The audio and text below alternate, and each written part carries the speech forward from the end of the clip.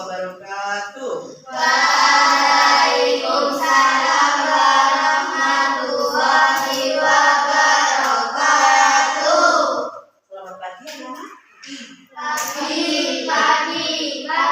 Bagaimana kabar kalian hari ini?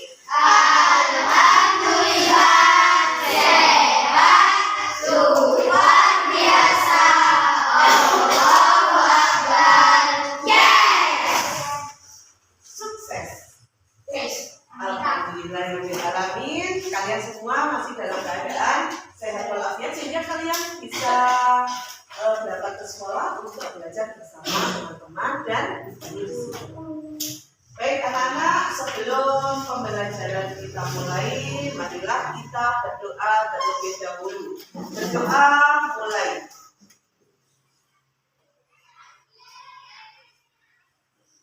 Berdoa selesai. Anak-anak, siapa yang tidak masuk hari ini? Masuk semua? Alhamdulillah, formasi lengkap ya anak-anak ya.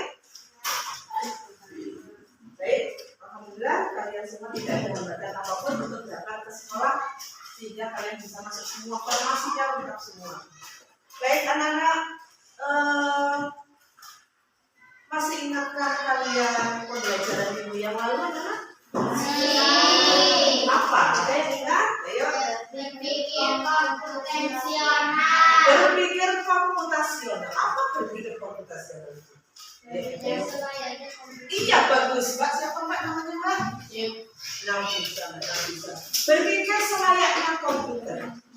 Ya, yang dilakukan oleh manusia. Baik, itu adalah materi kita minggu yang lalu.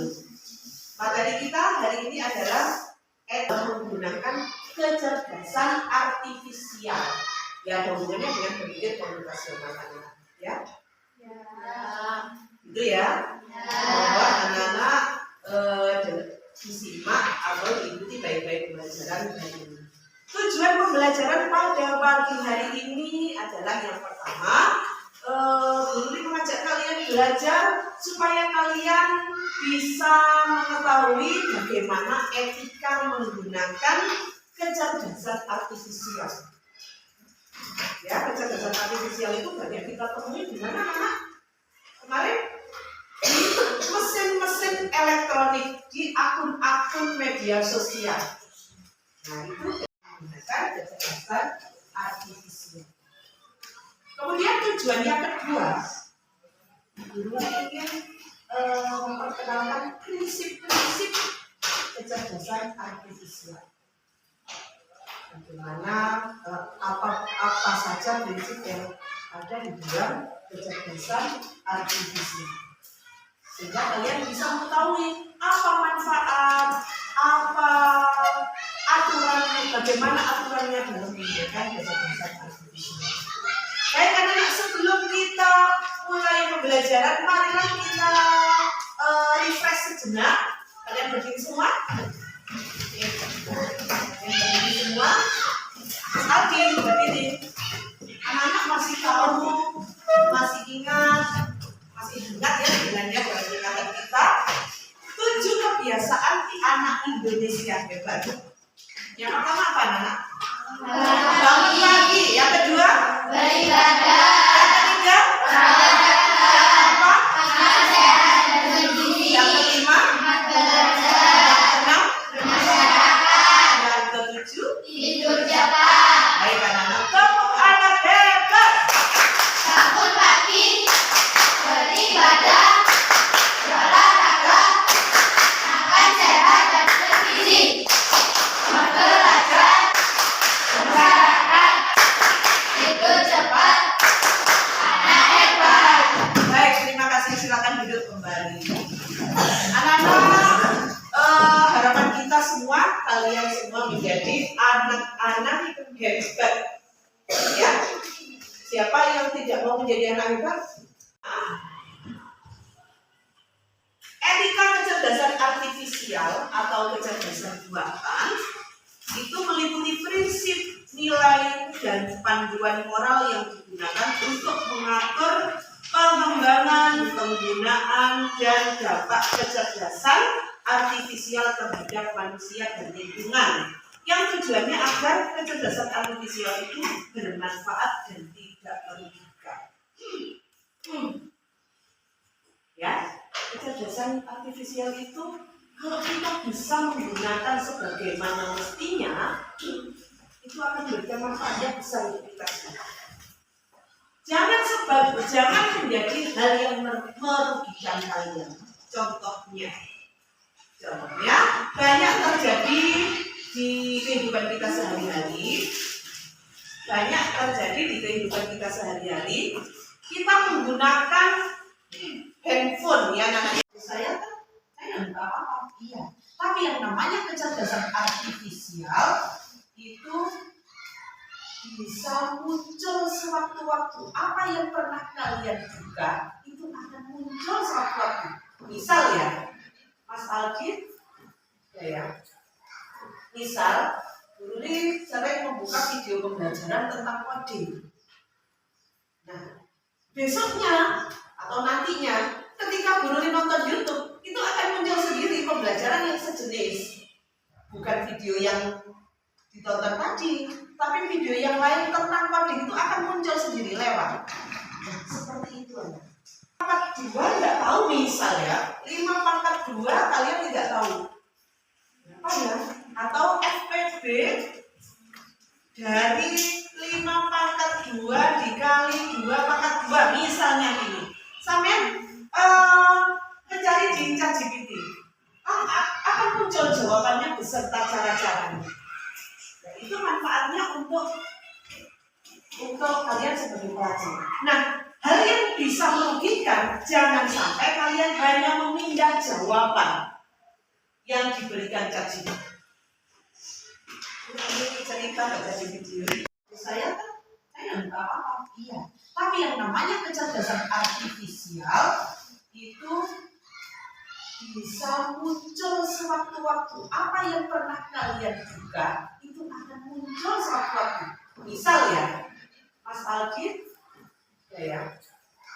Misal, dulu nih saya membuka video pembelajaran tentang coding. Nah, besoknya atau nantinya, ketika Guru nonton YouTube, itu akan muncul sendiri pembelajaran yang sejenis. Bukan video yang ditonton tadi, tapi video yang lain tentang coding itu akan muncul sendiri lewat. Nah, seperti itu aja. Pangkat 2 nggak tahu misal ya, 5 pangkat 2 kalian tidak tahu. Apa ya? Atau FPB dari 5 pangkat 2 dikali 2 pangkat 2 misalnya ini. Sampai mencari di ChatGPT. Akan muncul jawabannya beserta cara-caranya. Nah, itu manfaatnya untuk kalian sebagai pelajar. Nah, hal yang bisa merugikan, jangan sampai kalian hanya memindah jawaban yang diberikan ChatGPT. Ini cerita baca di video. Enggak? Iya, ChatGPT itu harus di-download dulu.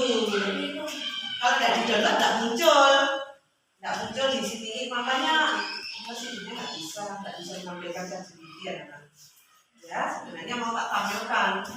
Enak wes pokoknya. Semua apa yang kalian tidak bisa dibantu oleh ChatGPT. Tapi ya itu tadi kuncinya, kalian jangan tergantung pada AI atau KA, jangan sampai tergantung. Kalian harus bisa mengkreasikan pemikiran kalian, ya. Di rumah kalian pasti ada kulkas, ada mesin penanak nasi, ya nggak? Ada blender. Pertanyaan apa? Tidak paham? Insya Allah paham, insya Allah tidak. Nah, itu anak-anak tadi tentang kecerdasan artifisial ya. Sekarang prinsip penting dalam penggunaan kecerdasan artifisial. Yang pertama, kecerdasan artifisial common di luar Google Lens. Nah, dari kalian mengejegrek itu akan muncul ulasan-ulasan tentang pohon itu aja. Pohon itu namanya apa? Berakar tunjang, akar serat, tunggang atau serabut, kemudian cocok ditaruh di daerah mana? Pertanyaan kalian diskusikan satu kelompok ya. Harus bekerja bersama-sama. Nanti kalian tak suruh maju untuk mempresentasikan.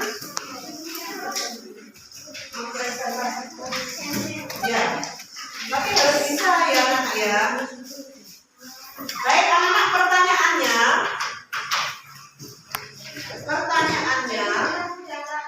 disebut dengan kecerdasan artifisial.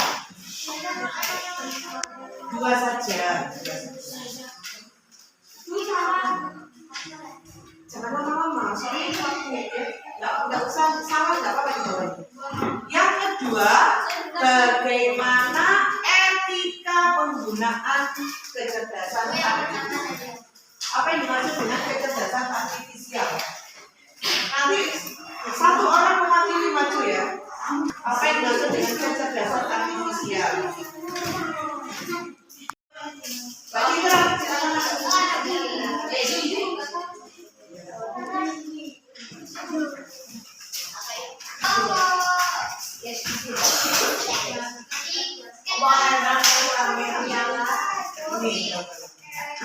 anak mau didengarkan?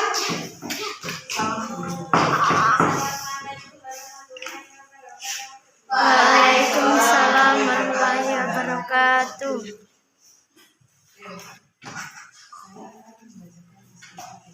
Saya akan membaca diskusi dari kelompok kami. Bagaimana etika penggunaan kecerdasan artifisial? Kemudian kecerdasan artifisial adalah prinsip nilai dan panduan kemauan yang Terima kasih, itu tadi hasil diskusi dari kelompoknya Mbak Citra. Beri tepuk tangan anak-anak.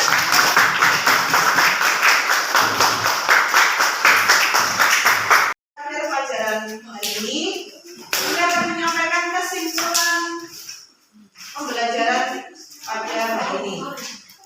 Kecerdasan artifisial menjadi penting di abad 21 karena membantu manusia hidup lebih mudah, mendukung pengambilan keputusan, mendorong inovasi, serta mempersiapkan generasi untuk menghadapi tantangan masa depan. Ya, jadi pembelajaran kita hari ini kita harus bisa memanfaatkan kecerdasan artifisial supaya bisa bermanfaat untuk kita semua. Jangan sampai menjadi hal yang merugikan kita sebagai pengguna kecerdasan artifisial. Baik anak-anak, jika tidak ada pertanyaan, ada apa pertanyaan hari ini? Jika tidak ada pertanyaan, Bu Lili akan memberikan tugas untuk mencari kecerdasan artifisial yang ada di mesin-mesin teknologi di rumah, ya. Jadi dikumpulkan minggu depan. Baik anak-anak, bagaimana pembelajaran kita hari ini? Menyenangkan? Benar, menyenangkan? Kenapa menyenangkan? Ya bagus, karena bisa mengetahui perkembangan teknologi yang ada di Indonesia terutama. Sebenarnya ini bukan hanya di Indonesia, di luar Indonesia pun juga di seluruh dunia. Bagaimana lagi perasaan kalian selama pembelajaran dari awal hingga terakhir? Awal dan terakhir. Iya, awalnya tidak tahu menjadi tahu. Bagaimana? Wes itu saja sudah. Baik anak-anak, silakan kalian berdiri lagi sebelum mengakhiri pembelajaran. Masih semangat hari ini anak-anak? Baik, tepuk semangat ya. Satu kali tepuk semangat yang semangat juga. Tepuk semangat. Dan jaga ding ding ding, dor dor dor.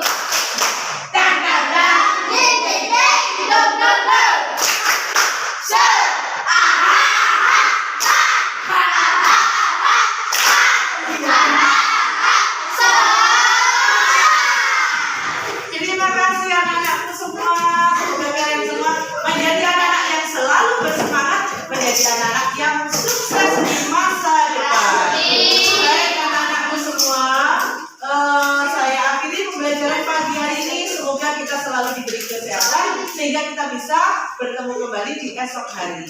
Baik,